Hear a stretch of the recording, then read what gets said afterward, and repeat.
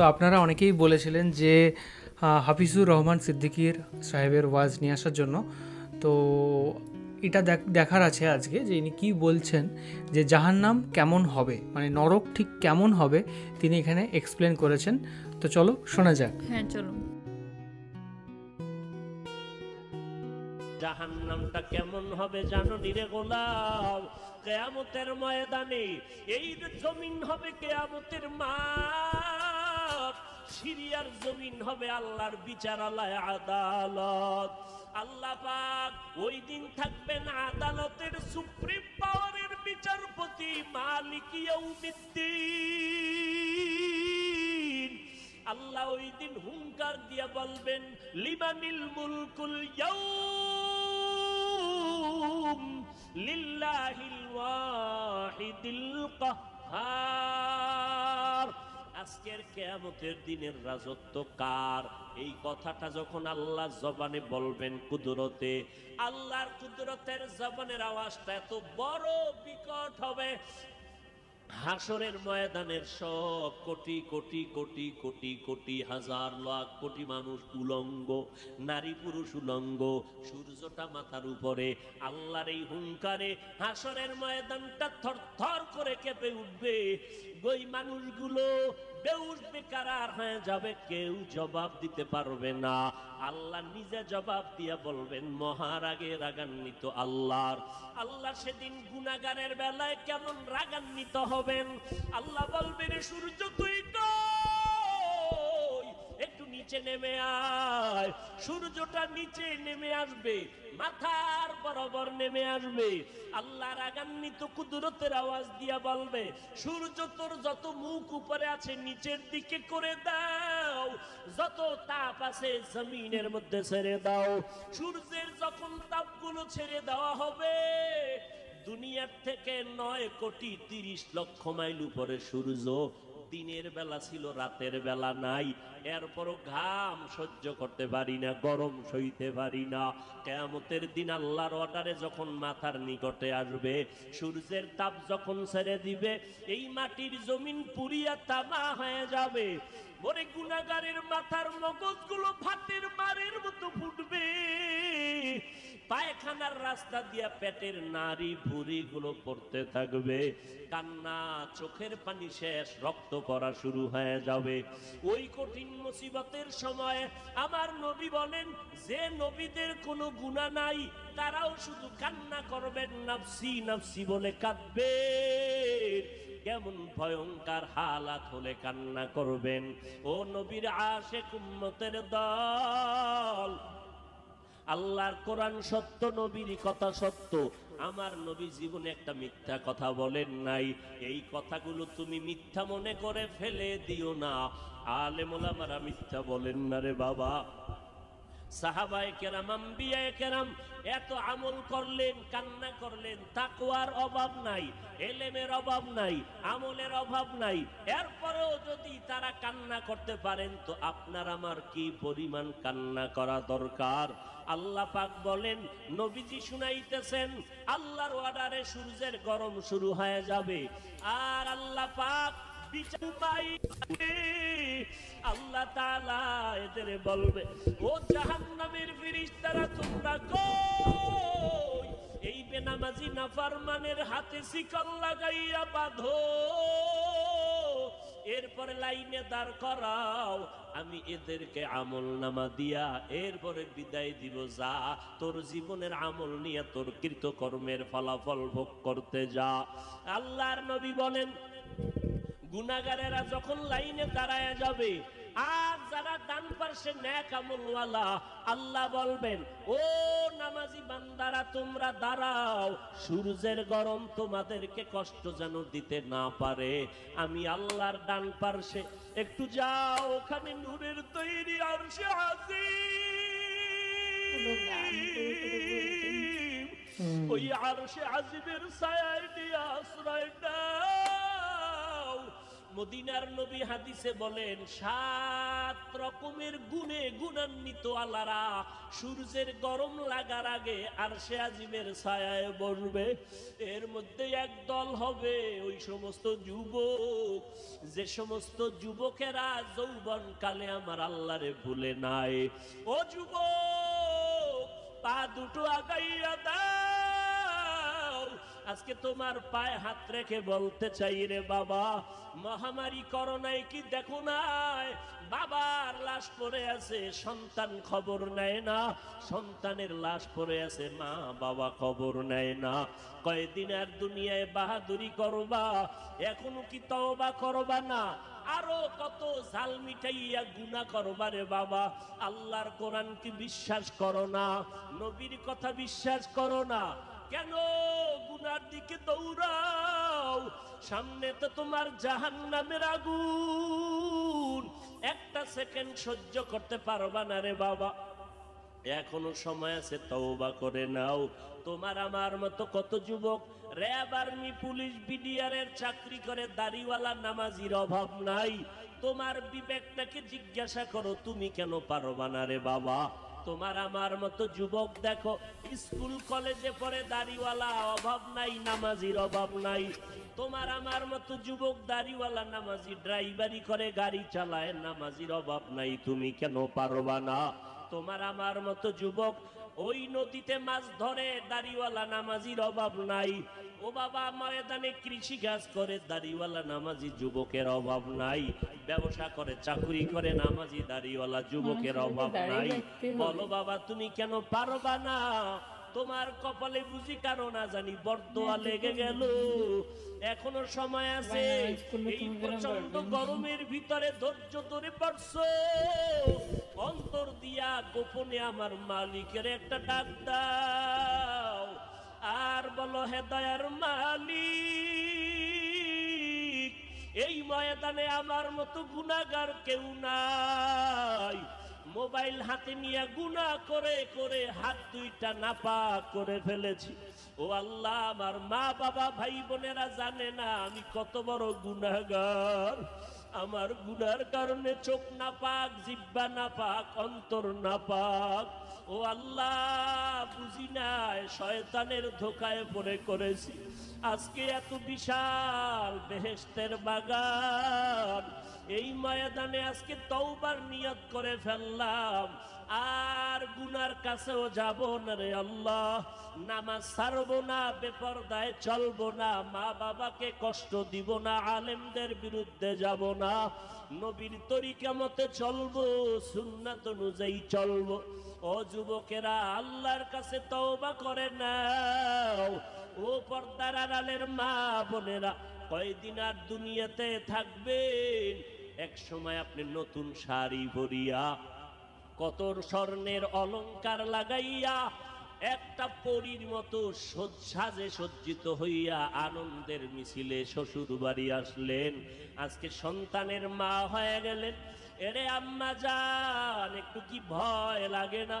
এমন একটা দিন আপনার সামনে আসবে, মসজিদের মাইকে এলান হয়ে যাবে, মসজিদের খাট আপনার ঘরের দরজায় দাঁড়ায় যাবে, সন্তানেরা মা মা বলে ডাকবে, মায়ের জবানে কোনো আওয়াজ আর হবে না।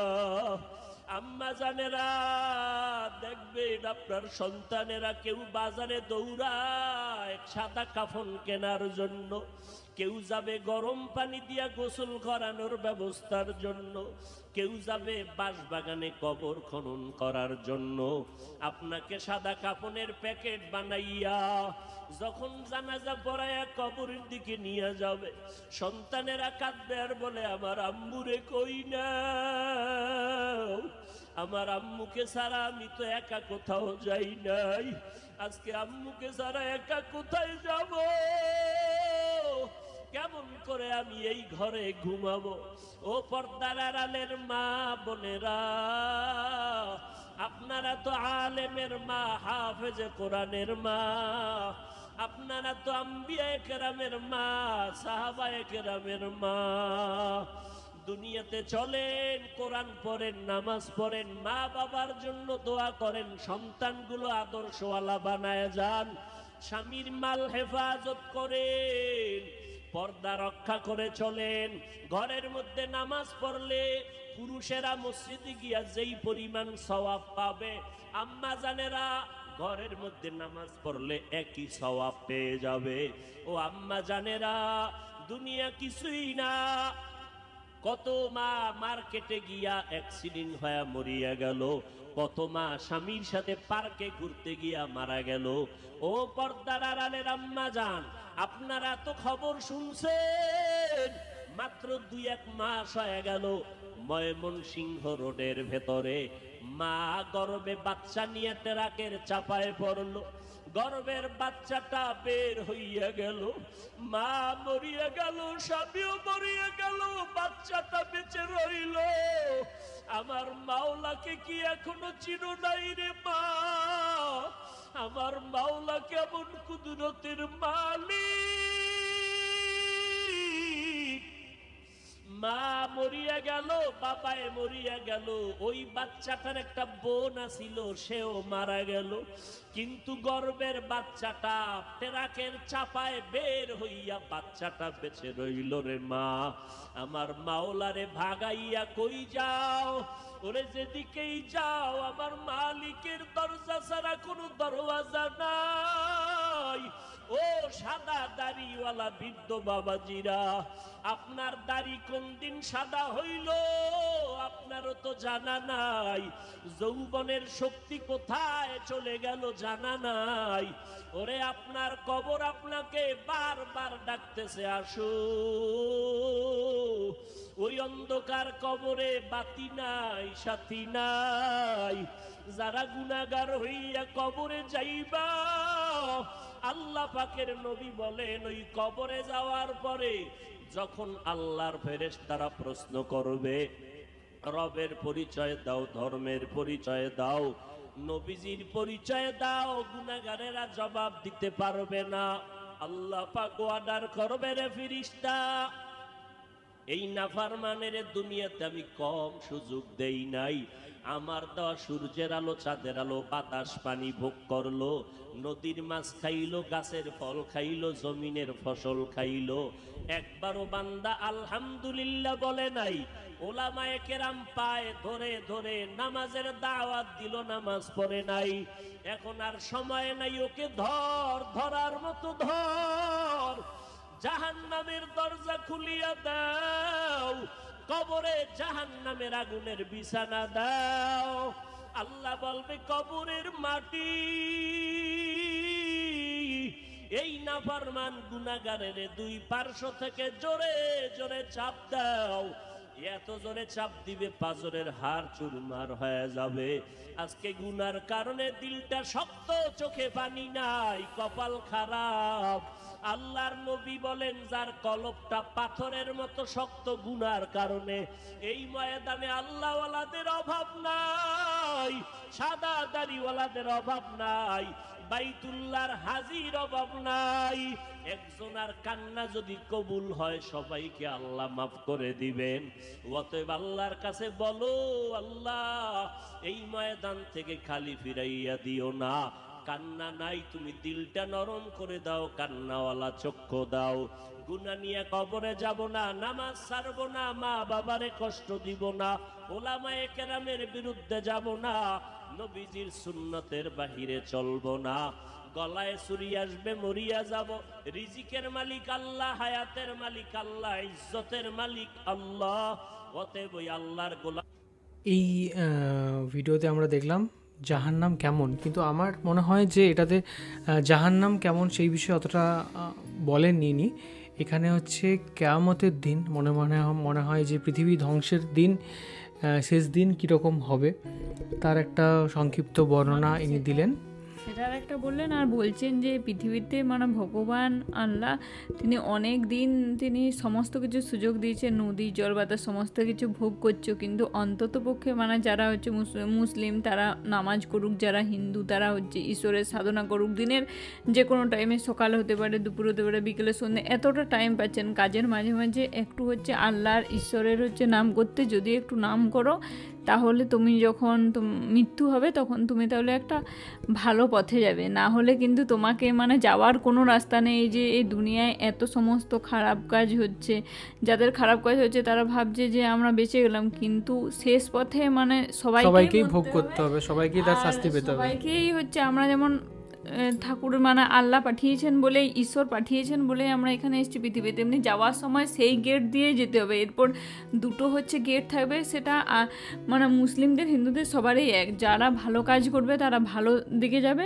ঠাকুর এই সেগুলোর ব্যবস্থা করে রেখেছেন ঈশ্বর, আর যারা খারাপ কাজ করবে তারা অবশ্যই শাস্তি পাবে, তাদের অবশ্যই সেখানে শাস্তির জন্য সমস্ত কিছু ব্যবস্থা করা থাকবে। তার জন্যে বলছেন যে যতদিন বেঁচে থাকবে ততদিন হচ্ছে কাজের মাঝে ঈশ্বরের সাধনা করো, যদি কেউ ভুল করেও থাকে তাহলে ঈশ্বর তাকে অবশ্যই ক্ষমা করে দেবেন, তা না হলে কিন্তু আর সময় পাবে না।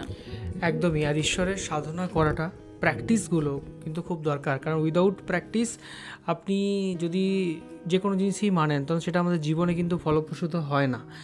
যেমন যদি বলি, আমাদের যে ধর্মের অনেক মানুষ আছেন যারা কিন্তু জব যেটা হয়, আমাদের জব বলুন বা ধ্যান বলুন বা মালা জপ বা অনেক রকম রিচুয়ালস আছে যেগুলো কিন্তু পালন করেন না, অ্যান্ড যার ফলে তাদের জীবনে কিন্তু সেই পরিবর্তনটা কিন্তু ঘটে না। এমনকি এটাও দেখেছি অনেক মুসলিম আছেন তারা কিন্তু নামাজ পাঠ করেন না, বা হয়তো মাঝে মধ্যে কোনো সময় বছরে একবার আধবার নামাজ পাঠ করেন। আবার এমনও মানুষ আমি চিনি তারা হচ্ছে দিনে 5 বার নামাজ পড়েন। তো সত্যি কথা বলতে আমি নিজে দেখেছি যারা নিয়মিত নামাজ পাঠ করেন, দিনে 5 বার নামাজ পাঠ করেন, তাদের মধ্যে একটা অন্যরকম মুখের মধ্যে একটা জেল্লা থাকে। এবং এটা হবেই যখন আপনি ঈশ্বর আল্লাহ, সেই তো একই শক্তি, যখন সেই শক্তির কাছে আপনি নিজেকে সারেন্ডার হবেন তখন নিঃসন্দেহে আপনার জীবনের মধ্যে আমূল পরিবর্তন আসবে। মরণের পর কী পরিবর্তন হবে সেটা তো অবশ্যই আমরা কেউই জানি না, কিন্তু জীবনের পরিবর্তন ঘটবে এটা তো নিশ্চিত। জীবনেরও পরিবর্তন ঘটবে, আর মানে মৃত্যুর পর মানে কিছুটা আন্দাজ করতে পারছি যারা ভালো কাজ করছে তারা ভালো পথে যাবে। আরেকটা জিনিস হচ্ছে হাফিজুর রহমান সিদ্দিকীর ওয়াজ, আমি এটা সেকেন্ড টাইম হলো বা সেকেন্ড টাইম বা থার্ড টাইম হয়তো হবে আমরা শুনছি, অ্যান্ড সত্যি খুব ভালো লাগলো। এই ওয়াজটাতে বিশেষ করে উনি এত সুর করে গিয়েছেন, এত সুর করে ইনি করেছেন, সত্যি মানে প্রচণ্ড হৃদয় দিয়ে একদম যাকে বলে সেরকম টাইপের পুরো একদম ইনি মানে বলেছেন বললে ভুল হবে, ইনি পুরো গিয়েছেন, পুরো অরিজিনাল মনে হলো। এই যে যেগুলো কষ্ট, যে এই যে যখন মা মরে যাবে তখন একজন হচ্ছে কাঠ আনতে হবে, একজন আবার খনন করবে, মানে যেখানে কবর দেওয়া হবে, এগুলো যখন বলছিলেন সত্যিই তার চোখে মুখ দেখে বোঝা যাচ্ছিল যে তার যথেষ্ট কষ্ট হচ্ছে। আর একটা জিনিস এটা হচ্ছে এনার যে যখন বক্তৃতাগুলো শুনছি আমারও কোনো একটা জায়গাতে মনে হচ্ছে যেন আমি কোথায় যেন শুনেছি এরকম একটা, কোনো একজন মানে এরকম টাইপের করে, মানে আমার মনে হয় যে অন্য কোনো জায়গা তো আমি শুনেছি এরকম একটা মনে।